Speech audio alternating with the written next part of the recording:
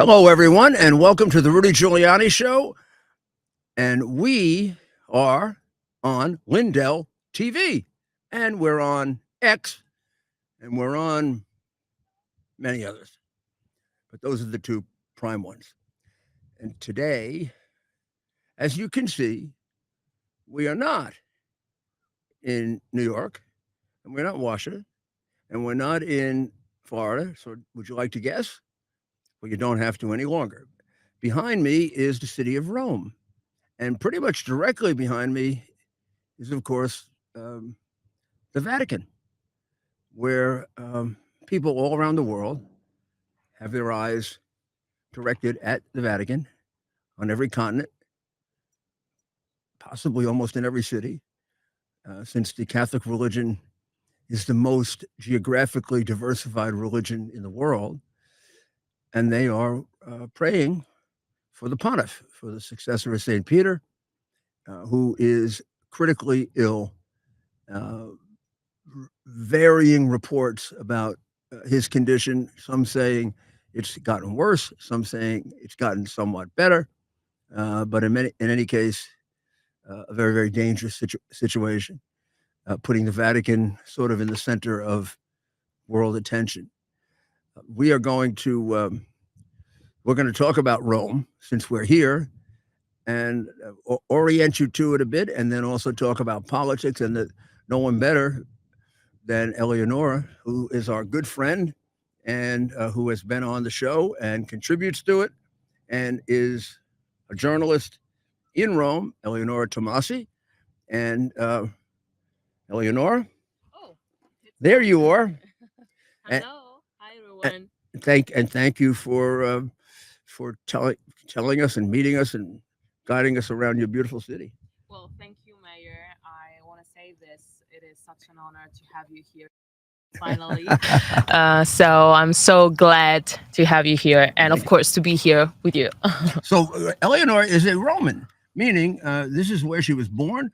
This is where she lives. She's traveled many parts of the world, but Rome is her city, and she knows it. She knows it Like, New York. Yes, like someone who this is it. This is their home. So tell us, first of all, tell us where are we actually in Rome right now, so that people can be oriented toward what's in back of us and where we're speaking. So Rome is such a huge city, probably big as New York. And we are in Monte Mario, which is a neighborhood. It's close to the Vatican City. So as you can see, with this great views, is one of the best you can get in Rome. You can see the Vatican, and then of course the heart of Rome. So the heart of the city, where we have the parliament, where the president of the republic lives, the Altare della Patria. The ancient Rome. It's all there, and I mean it's always very emotional to look at such an incredible view, even for me. I'm Roman, but New York is impressive, and as Rome, I have to say. So it's two beautiful cities. Rome is both the main city, best known city in Italy, and also the capital. Yeah, and it is. And of course, it's always been called the Eternal City because it's been here for so long. Yeah, and of course, at one time, controlled and dominated the world, and left the world a great deal of the things that we rely on. Contributed mightily to the law, to architecture, to literature, Christianity. Yeah, I mean it's an amazing place, and the history here is. You can feel it. Yes, you can feel it. You can, and the if you look back at the Vatican, which is right behind me, you can't see it, but in front of the Vatican, in other words, if you go further away from me, is the Tiber River, which goes right through Rome. Tevere. What is it called? Tevere. Is that the name? The way it's called in Italian? Yeah. And that's the that's the river. Now that river goes out to the Mediterranean Sea. Yeah. How do you know, Mayor? Well, because I studied ancient history and Roman Because history. he knows everything. And I studied Latin for 5 years, so you had to translate all of Caesar's works and the histories of Rome. And it's just a magical. This is a magical place. Now, tell us about the politics in Rome. So, we do share another passion, Mayor, Mhm. the opera. Yes. I was going to say to people, Castel Sant'Angelo. as you pass that group of wonderful historic structures, and you go from the Vatican, and you start moving over toward the center of the city, fairly close to the Vatican is the Castle Sant'Angelo, which had many, many uses, including in Napoleon's time. It was used as a prison. And it's there that the last act of Tosca takes place, where she throws herself from the top into the Tiber River. Of course, at an opera house, they have to recreate the Tiber River. So what they do is they usually put down pads for her to fall in so she doesn't get hurt. So one time at the Metropolitan Opera, in one of the great and absolutely legendary scenes, a rather large soprano, who shouldn't probably be jumping off anything, jumped off the top of the Castle Sant'Angelo, came down, hit the mattress, and bounced back up, so they could see her again after she went into the Tiber. Now, I don't know if she waved to everyone. It was not supposed to be that way. Now, you're going to go see the opera tomorrow night, you aren't you? Yes, I am. And I'm going to be going off interviewing the president of Serbia. Yeah. I wonder who's got the better of that. Ted? Don't get hurt now. Ted is going around doing all of the shots here of the beautiful city. And so tell us about the politics of Rome and of Italy. So Giorgia Meloni, you almost think of her as, just being in office. She's been in office quite some time now, right? Yes, 2 years and a half. Yeah. A lot of people think it's like within 6 months or 7 months. No, she's been in office for about 2 years, and she's the prime minister. But she's the head of state. No. The president's the head of state. Yeah. But like in Israel and other places, it's kind of that's a more ceremonial office. Yeah. So we have the president of the republic, Sergio Mattarella, and then we have the parliament, and in the parliament we have the Senate, and then we have the prime minister who represents the parliament and the people, but she's not the head of state, because the head of state is the president of the republic. So that would be similar to England, where the king is the head of state. Yeah. The prime minister, in our way of thinking, is the head of state. Yeah. But she's the political influence, political power. She's the person that other countries would deal with, would deal with, not the president of the republic, unless it was a ceremonial occasion. Yeah, because we voted for her. So we voted for her party to win. Instead, the president of the republic is voted from by the senators and the deputy chambers. Now, she is she's a conservative, and that was quite a shock when she won the election, right? I mean, when she won 2 years ago. And she won big. Not as Trump, but she won big. She won big. And has there been no election in between since then? When will the next election be? In every last 4 years. So 4 years, but they can call an election, can't they? I mean, there's a way of calling an election. Well, if there's a big issue, a big problem, but otherwise you cannot do that. Okay. Yeah. And it would seem to me, again, from America watching it that she's doing very well. Yeah, she is. And you know what? It's hard after 2 years to have so many people still, loving you, wanting you. But she has that. She still has that. And actually, up till today, the people are, getting more and more and more. Her people, her fans. Italians are have every day more trust in her. And she, of course, was there. I saw her at the inauguration for President Trump. Mar-a-Lago. It was so wonderful that she came, and I think it shows that there's an affinity, a certain Oh yeah, very very similar attitude about government spending, the size of government, uh, about defense of freedom. yeah.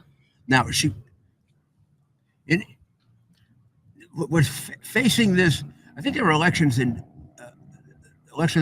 election in Germany were on Sunday, Yeah. and the party in Germany that is the far right party, AFD. right, AFD. is constantly accused of having some Nazi Yeah. sympathizing members. Now, I'm at the point now of having heard that so often about any right wing party in Europe, whether it's whether it's Spain or Italy or uh, Hungary or is that is that like what the Democrats do when they say all Republicans are racist? You know what? I actually believe this. That like a few days ago, someone asked me the same question. It was like, "Oh, but you can't say, I mean, they're Nazis. They're not nice people." And I was like, "Well, first of all, if the people of the German people want them, they want them. So that means something. And second of all, I don't trust that judgment because it was the same thing that they used to say about Giorgio Meloni. They used to they used to say to describe her as a fascist. Yes, of course. I mean, 5 years ago, 4 years ago, Exactly. In the American newspapers, she was described as, the and new she's the first, Mussolini. right? Yeah. So I don't believe that. Well, I find it difficult too because I was described as Mussolini also, and I was also described as Hitler um, Mm. when I did things like I wanted people who were on welfare to work. So I was described as I don't remember if I was Why do they do that? because they don't have a way to oppose on the merits. So let's say right now there'd be a real tendency to move toward center right and right parties just on one issue alone, immigration. Uh, Italy suffers from it. Yeah. Germany more, France and England more. So and maybe the fact that you elected Georgia Maloney and now she has 2 years in, you've gotten a little more control over immigration. But the people in Germany and the people in France and the people in England are fed up Yeah. with the way in which the government bends over backwards to have a two-tier system of justice. In England, for 15 years, there's a mob of Islamic extremists that go around uh, uh, basically abusing women, poor English women, and they use them for sex trafficking. They've been doing it for 15 years, and nobody wants to really do anything about it because they're afraid it'll look anti-Islamic. Uh, there's a tremendous amount of that going on. I remember way back when George Bush was president, there was the bombing of the synagogues in France. It was done by Islamic extremists. Not much was done about that. Uh, and meanwhile, these countries are now overrun, not only with Islamic extremists, but they're overrun with even Islamics who are not extremists, but they don't want to integrate. They don't want to. They don't want to become French. Yeah. They don't want to become English. They don't want to become German. They want to remain under the. There are even parts of England where they want to use their own law. So people are going to rebel against that. and then they're going to want to go to a party that tries to stop it. Yeah. And the only way they can, since they're not going to do anything about the immigration, the only way they can deal with it is to call them names. And I thought our vice president did a really good job That's what I was of thinking. handling Yes, that. Vance. Yeah, Yeah. he said, it's hard. It's hard for me to get all worried about them. They're not in power. I don't know if these charges are true or not. These charges are thrown around in politics all the time. But I do know that you're prohibiting free speech. In England, they put a guy in jail. Yeah. They put a guy in jail, in prison, for what he was thinking. They went into his house, and they found what they said was neo-Nazi material, and they put him in prison for toxic thought. When you can go to prison for what's in your mind, you're living in George Orwell's 1984. World. Yes. What, do they get a machine to look in your head? And what about the guy who was protesting close to the abortion clinic? Yes. In England, Yeah. and they took him in jail. Yeah, he's in jail. He didn't do anything, but I'm not even sure he spoke. He held a sign. Yeah, he held a sign. Uh, Pacifically. In Germany, it happens all the time. In Germany, they have actual raids on people who are not right thinking, meaning not right or left, but thinking what the government believes you must think. And you can talk about people that are neo-Nazis. I mean, Nazism has been gone a long time. These people are real fascists. I mean, that's really being a fascist. Yeah. When you put somebody in jail for what they're thinking, or even for what they're saying, and they love to get into this hate speech and disinformation, but then they get to decide what hate speech is. It's not hate speech to throw woke culture. Yeah, it's not hate speech to throw dung at the Blessed Mother.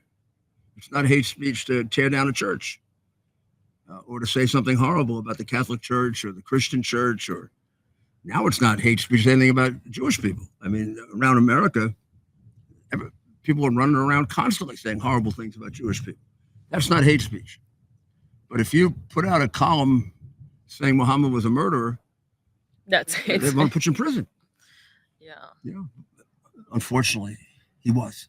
Well, like they did to Elon Musk when he was funding the Democrat Party. He was a nice guy, and now he's an oligarch. He's the bad guy. Oh yeah, he was doing the Hitler salute. Yeah. And then Steve Bannon at the CPAC.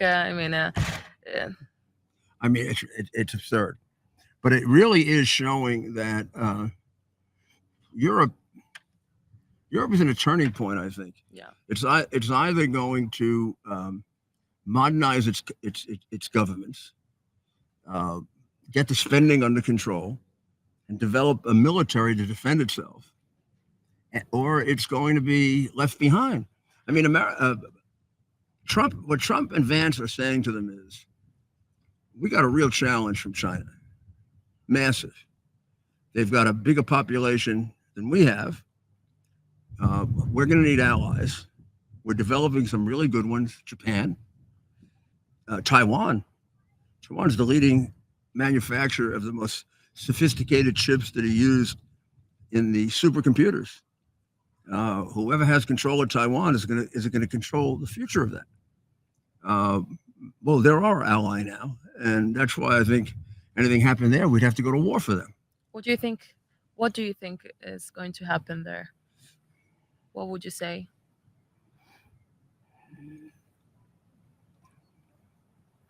Well, we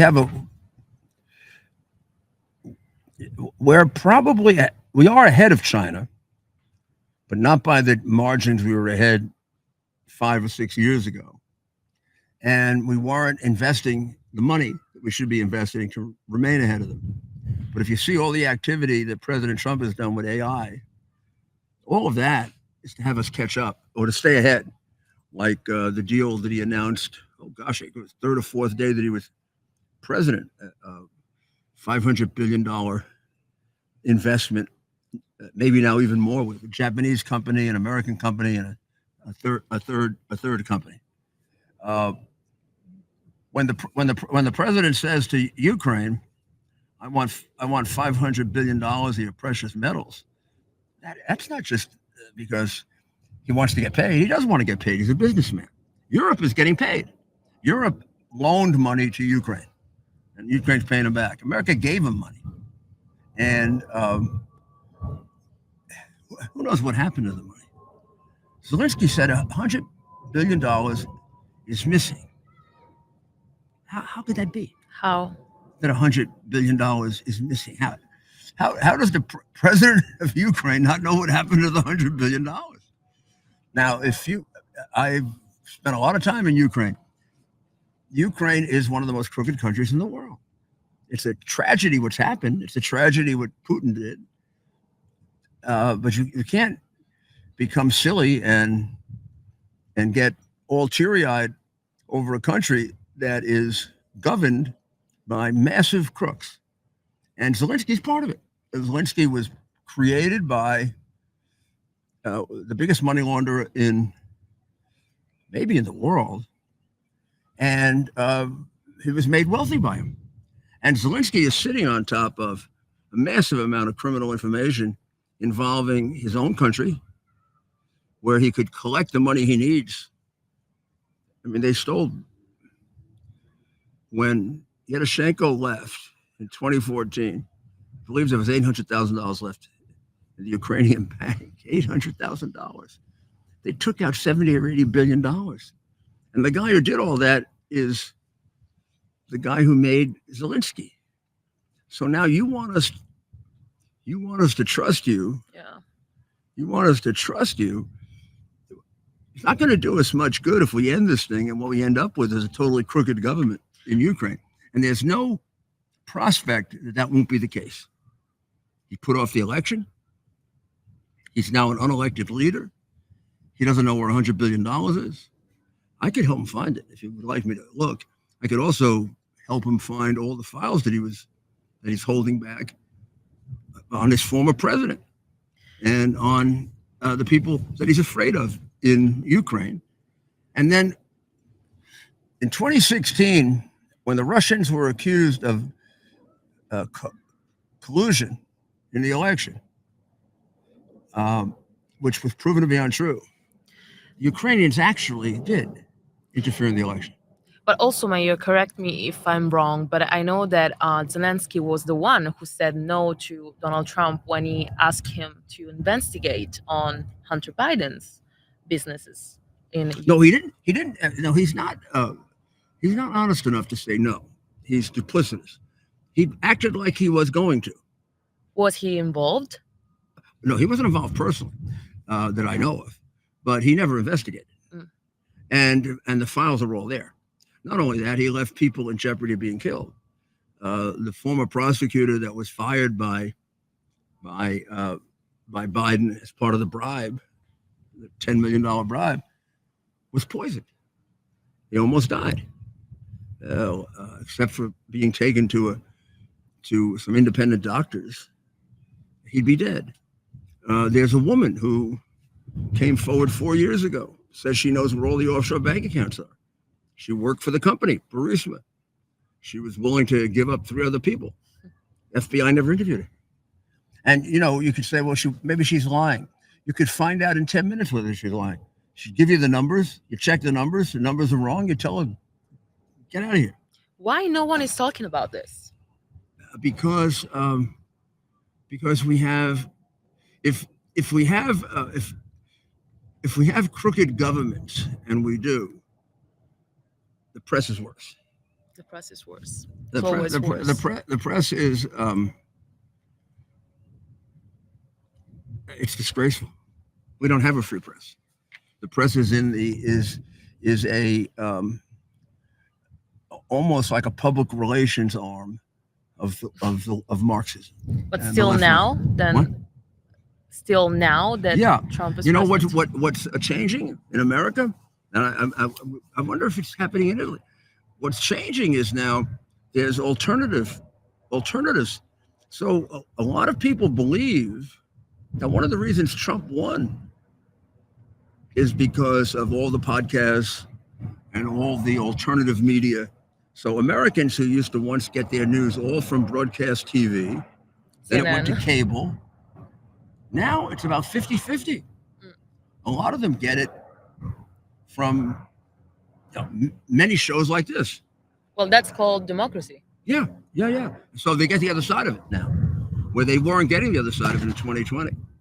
And I know this is growing all over the world. Well, that's what you do. What's the name of the show? Go Red or Go Blue by Il Tempo Quotidiano. Right. So it gives people probably a much more balanced view of everything than most of your newspapers do. Your newspapers, I mean, the Italian newspapers aren't quite as bad, but they're not, I mean, they're pretty bad.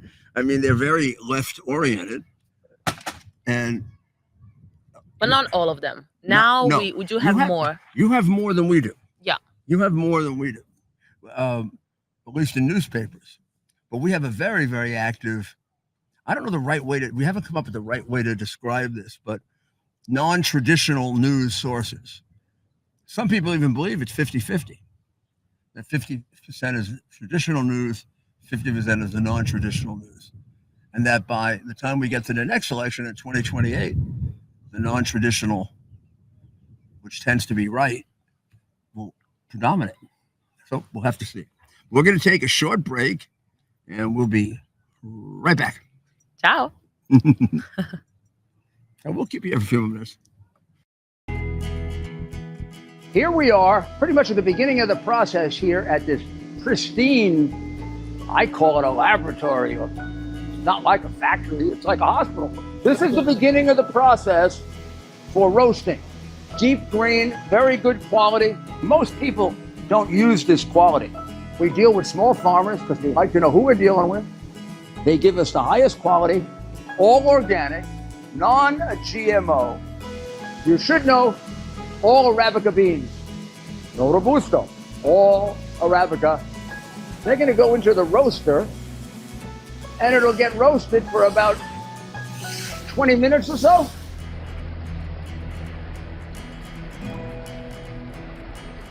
Oh my goodness, look at these.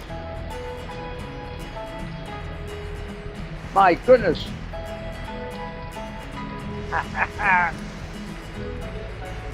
You're going to want to specially order these.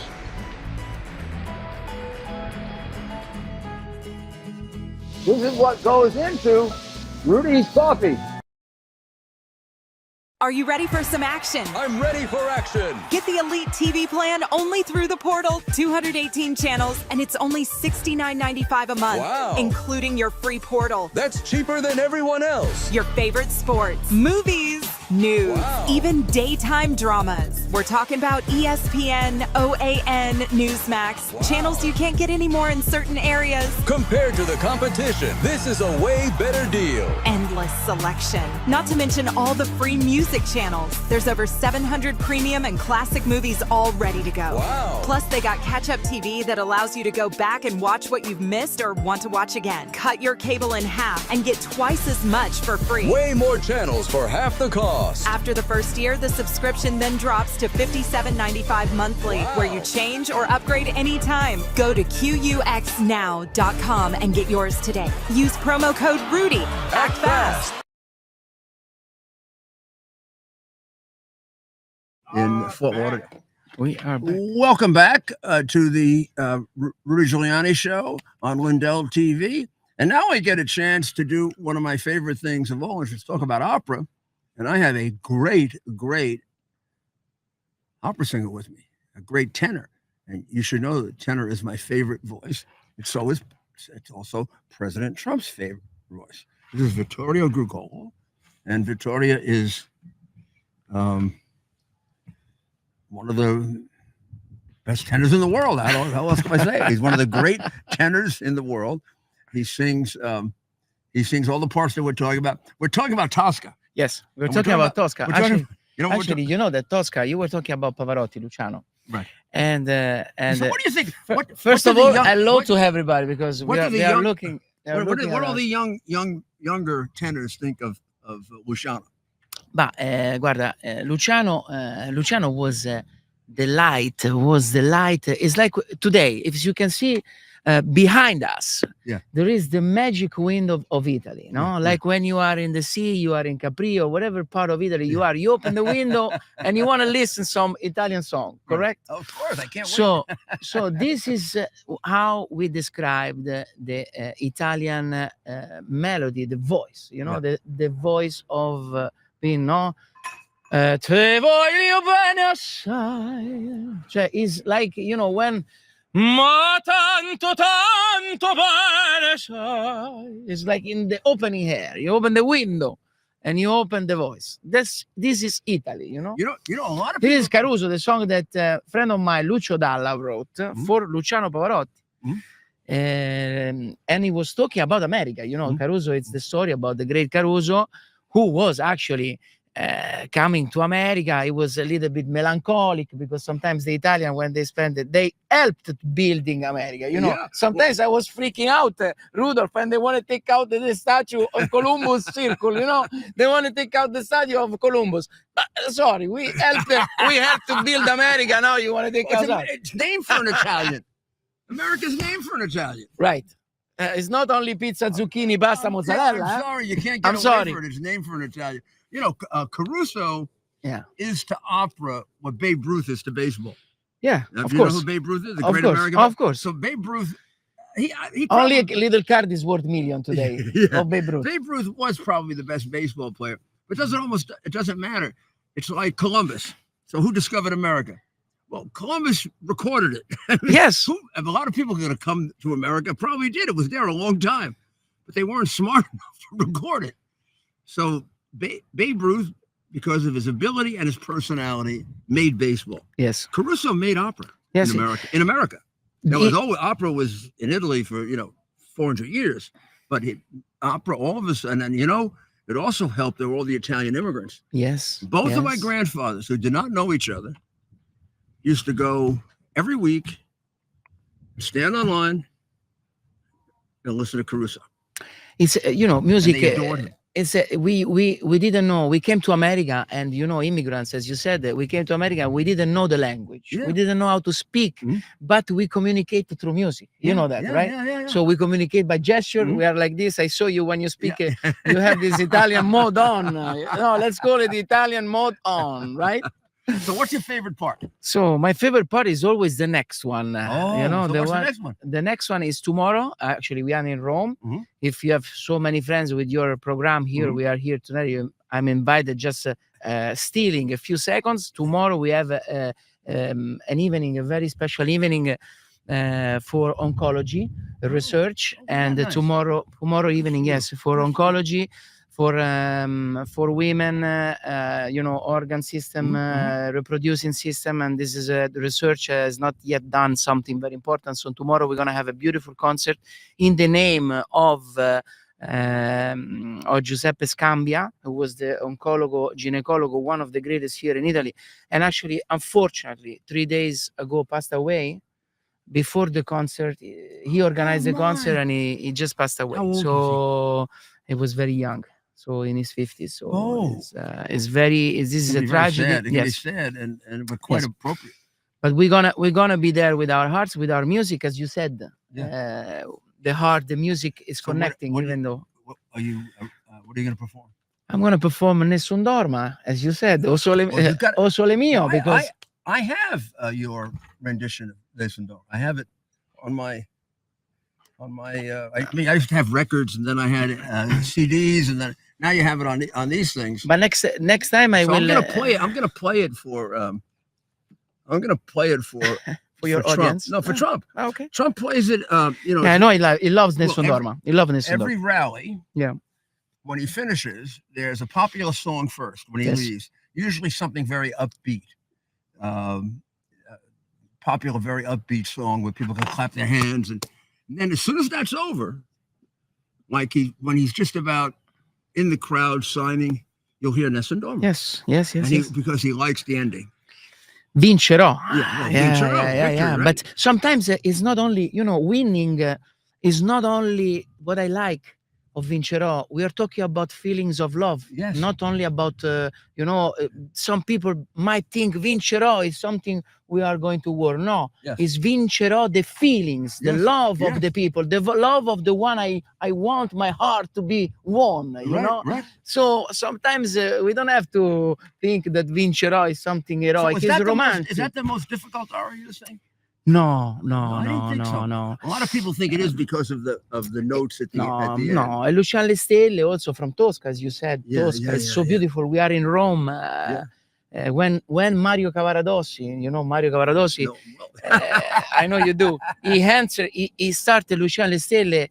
E luceva le stelle ed olezzava la terra, stridea l'uscio dell'orto. He's expressing all the senses. Yeah. Like I'm going to die in 1 hour, and I want to tell how much I feel, how much I want to do you find that breathe. more? Do you find that more difficult? No. They're not. They are. Sometimes when you get the aria gets you inside your body, Yeah. and when you get too much, sometimes an emotion can even close you. You know, Right, because yeah. and can hit you. So you need to control. To control these feelings in order to deliver. You know. Right. So But I think this is a great Trump President Trump choose the right one. Yes. Because it's full of love, passion. You know. Well, he the other thing that people don't know, he's a disc jockey. So if you go to dinner at his at Mar-a-Lago, Yeah. particularly the last 3 or 4 years when he was out of office, he has a dinner with all of his guests, and he also has an iPad, and on the iPad are all kinds of songs. So he'll play Nessun Dorma, and then he also loves Elvis Presley. Of He'll course. play Elvis Presley, and my partner, Are you my lonesome? partner is Dr. Maria Ryan. Yeah. Every time she's there, he plays Ave Maria. Ah, beautiful Ave Maria.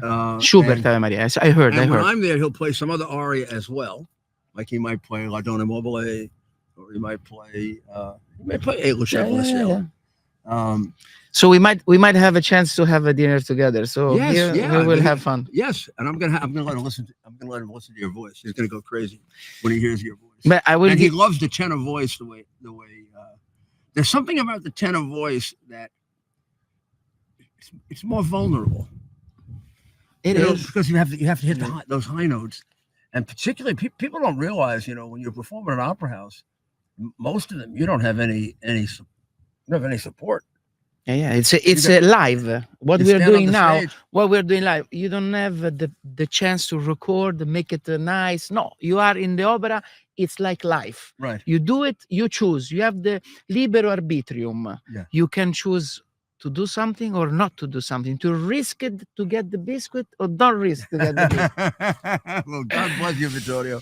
You Thank you. entertain so many people, and thank God for what you're doing Thank you. for Thank God. charity as well.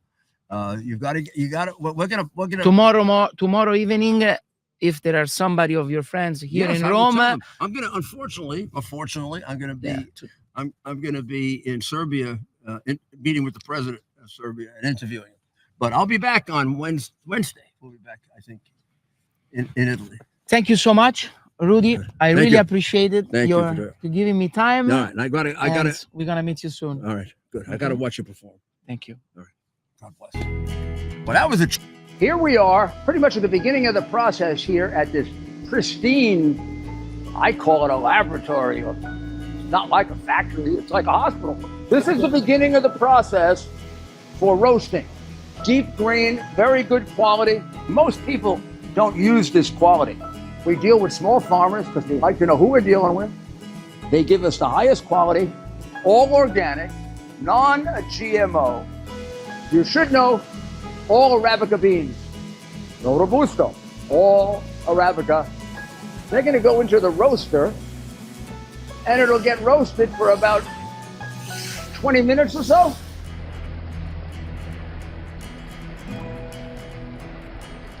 Oh my goodness, look at these. My goodness.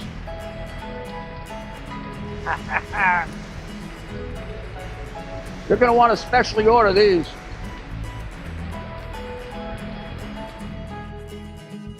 This is what goes into Rudy's coffee.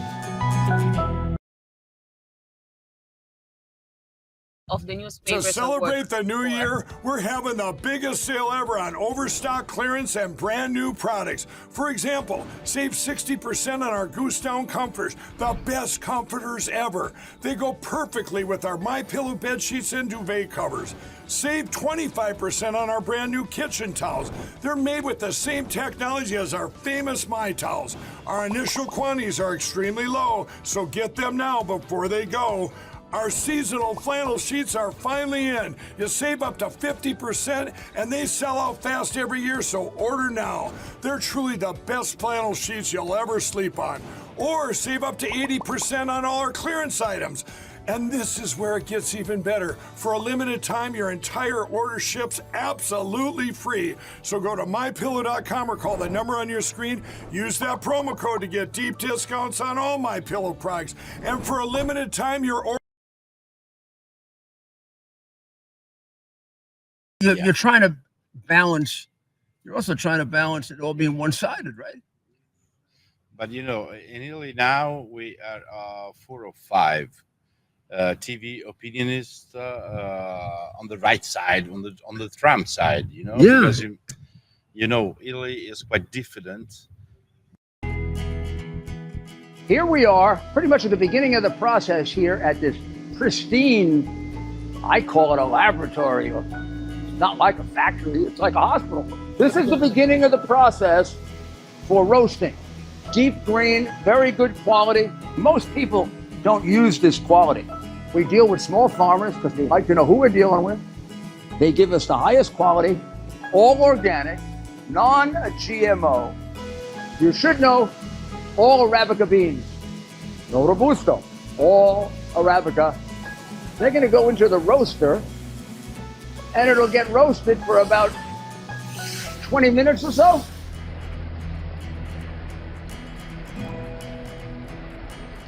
Oh my goodness, look at these. My goodness.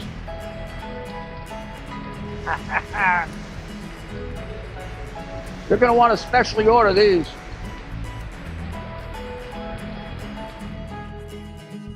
This is what goes into Rudy's coffee. Beh, perché ce l'ha con le robe dell'est, no? No. C'è mio. Roberto Baggio. Io un grande idolo. Ce It's Andres or Andrea? Andrea. To celebrate the new year, we're having the biggest sale ever on overstock clearance and brand new products. For example, save 60% on our Goose Down comforters, the best comforters ever. They go perfectly with our MyPillow bed sheets and duvet covers. Save 25% on our brand new kitchen towels. They're made with the same technology as our famous My Towels. Our initial quantities are extremely low, so get them now before they go. Our seasonal flannel sheets are finally in. You save up to 50% and they sell out fast every year, so order now. They're truly the best flannel sheets you'll ever sleep on. Or save up to 80% on all our clearance. Oh, I love it. Keep going. And it starts. America, I want to live forever in America. The dreams for every soul. Beautiful, Vittorio. Yes. We're going to play the whole thing. Yes. I will send it to. Okay. Grande. Grazie. And I say goodbye. Grazie. Well, we'll play that for President Trump. He's going to love it. He's going to love it. So we have with us Andrea, like my son Andrew. Yeah, the same Andrea. one. And Ruggeri. Yes. And Andrea, who I've met and known before, used to be with the Forza Italia party, which was the party of Berlusconi that ruled this country. How long was Berlusconi prime minister? Some time. Well, he has been prime minister for 4 times. Really? Yeah, Four four times? times. 94, 1994. 1998, 2006. So he has been prime minister for if we add all the different times, something like eight years. Mhm. First time was in 1994. I didn't Just realize it was that far. yeah. You know, I met him at a state dinner, and I sat with him at the state dinner when Bush was president. Yeah, right. And you know, they might ask him if he remembers this, but he got up to speak, and it was very crowded. Yeah. They put all the tables very closely together, and he got up, and somehow they had like a lectern on top of a lectern for him, and it almost fell over, and I caught it. Yeah, it was a very popular guy in Italy. Yeah, Bush loved him. Yeah. But maybe you remember him even at the American Congress. And it was 2005, in my opinion.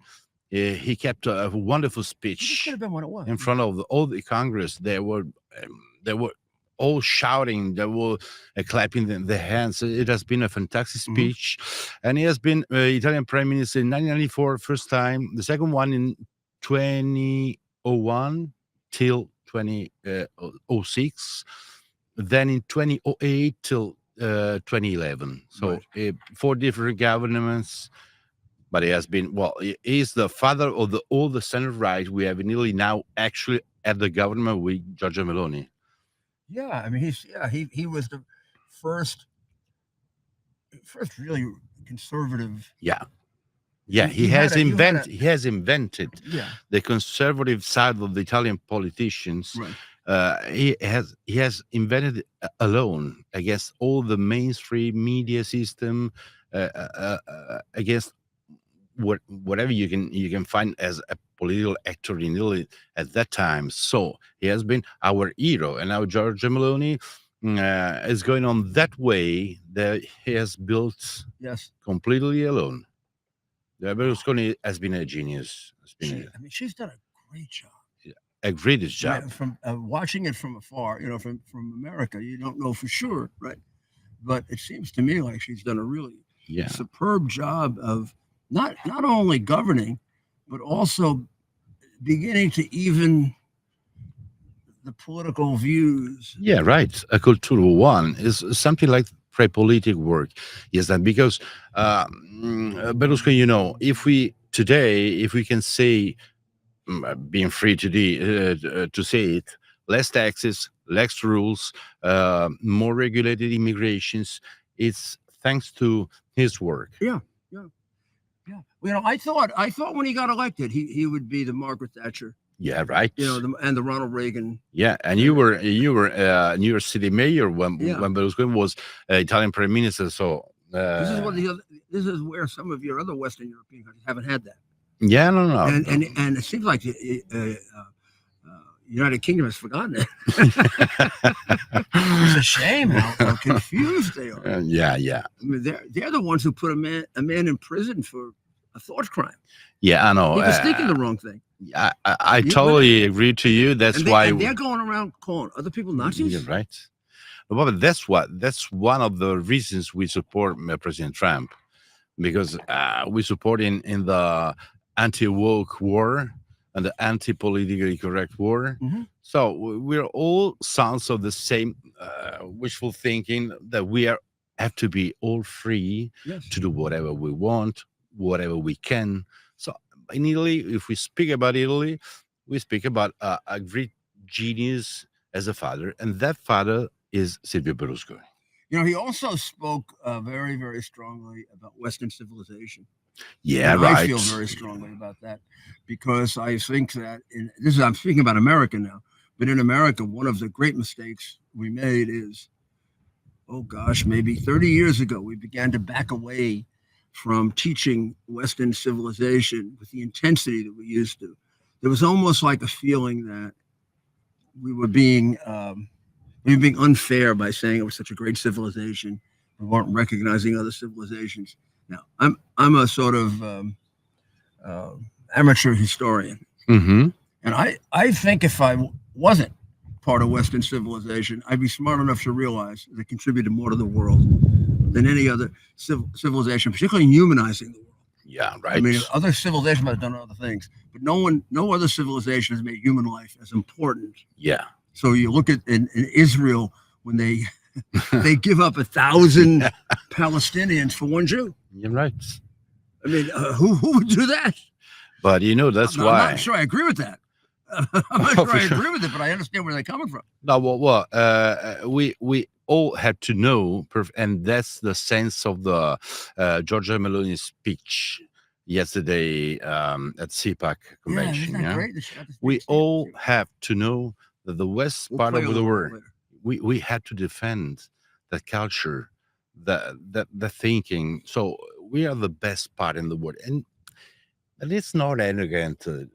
If we say we are the best part of the world, where all the citizens, they can be free, they can do whatever they want, whatever they can, where the business is free, and what is the house of freedom? Just in the west part of the world. So we have to remember it, even in Europe, because Europe. I totally agree with J.D. Vance, for example. We have a lot of problems. We have to recognize them, and we have to solve them. Otherwise, we are loose. I thought that was a speech at the level of Churchill, or he's obviously the younger we all man. remember that the speeches. Churchill's one of my great heroes. Yeah, but, there are certain speeches that go beyond just being a speech, and they begin to change thinking and change conduct. And the reality is, what he was saying, given the challenges that we face, China in particular, Russia, North Korea, Iran, other parts of the world, I think Vance and Trump are trying to say, hey, if we have to do it alone, we will. Yeah. And they're so confident they're going to say we're going to win. But maybe not. And then the whole world goes. The whole world goes. I mean, but it's just not America that's going to be controlled by China and destroyed. It's all of Western Europe. And we need allies. But we need real allies. We need allies that are but strong and determined. Are as intense about their own defense as they are about other things that they do. And if we had a Europe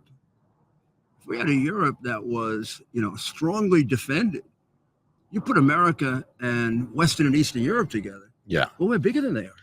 I totally agree. My personal fear is that a lot of people doesn't understand what you're talking about. That for me is right. Mm-hmm. We are facing to a lot of challenges. They don't see that challenge. Yeah. The challenge against China for me is the biggest one. Yes. Russia is a marginal one. If we want a stable difference between the two. But China for me is a very dangerous country. They want to build an empire. And in China, people is not free as we are. No, they're not free at all. They want to eat all of us. And the bloc you were talking about, composed by Iran, Russia, China, North Korea. What is the common feeling they have towards every one of us? They don't like our system. They despise us. Yeah. I mean, the Iranians hate us. They hate us. They hate us. The North Koreans hate us. The Chinese are taught to hate us. And I agree with you. Russia could end up moving away from China if they thought we were stronger. And I think, and even Putin, who's a killer, all that's true. Whatever you want. But he's also a practical man. Yeah. So Putin's going to try to put in with the winner. Yeah, and we have to be practical too. And he knows he's not really that powerful a country. China and America are much more powerful than he is. He does have one thing that makes him dangerous. He has a nuclear weapons capacity that can destroy the world. Yeah. So you can't just like, okay, we'll go attack Russia. I mean, if he decides to get angry, Yeah, but you explain perfectly an ancient Silvio Berlusconi's theory. That was it. We have to split Russia and China, and we have to keep back Russia without China. Which can be done. Yeah, it could be done the same way around. The historical animosity and hatred between those two countries could easily be ignited because it's there. They almost don't want to be together. but Mr. Mayor, the problem number one I see is Europe is not so determined to be united. And when you talk about Europe, what we're talking about? Mm-hmm. Who do you call if you want to speak about the foreign policy, the common foreign policy? Who do you call? In Europe? Europe. Well, I would call Georgia. I would call Poland. Okay. I would always go to the former communist countries. Well, I've traveled a lot there. It's quite a paradox, but it's quite a paradox. Because I experienced this as a young man with people from Cuba. Yeah. Some of the best Americans, the people who came from Cuba. For and sure. when I want to explain, even to young people, I'll get Cuban Americans to come and explain what it was like to live under communism. So my daughter-in-law comes from Lithuania. Well, they remember what communism. She doesn't understand any of the Biden. She doesn't understand any of it. She, what are you crazy? Yeah. Are you absolutely crazy to be doing this?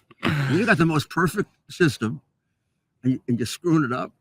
I mean, I grew up under communism. I know what it is. Yeah, they perfectly remember what it has been. Yeah. But anyway, now it's a paradox. The European spirit is inside the Eastern European population, and is less strong in traditional Europe. So Italy, we speak about Italy, Germany, French. They're weaker than Poland, for example. The spirit is different. But anyway, if you want to speak about European common foreign policy, you have to make 5 or 6 calls, different calls. Yes, right. That's the problem. If you want to speak about American foreign policy, we have to do just one call. Mm-hmm. And if you want to speak about common military defense politics, you have to dial 5 different numbers. And if we want to debate about it with the American side of the world, that's just one number. That's we had to improve a lot in Europe. Yes. So more weapons, more common defense, more common foreign policy. So we had to become like you are in the United States of Europe. That's what we had to become. And that's a long way to process. Giorgia Meloni, in my opinion, is on the right way, but we had to be courageous. We as Italians, people, German people, so we had to be clear about the challenges you were talking about we had to face. Andrea, maybe it would be easier if you did it just on foreign policy. And domestic policy, you left up to theoretically, that's the way we were supposed to be. And our government, of course, became too big. We're trying to go back a little bit to that, where our states can disagree about a lot of domestic issues, but we have one foreign policy. Yeah, right. But you're more nations. That's the difference. We're much more of a nation, whereas they've been much more separate as nations. And they don't, and to a certain extent, I understand if they don't want to give up the culture, the background, the language, okay, but if we compare United States and Europe, we're talking about Europe is like a condo, like a beautiful luxury condo, and you are like a single family home. Right. Okay. Yeah, but who does? But that it's a different combination. But one, it works, and the other one, it doesn't work.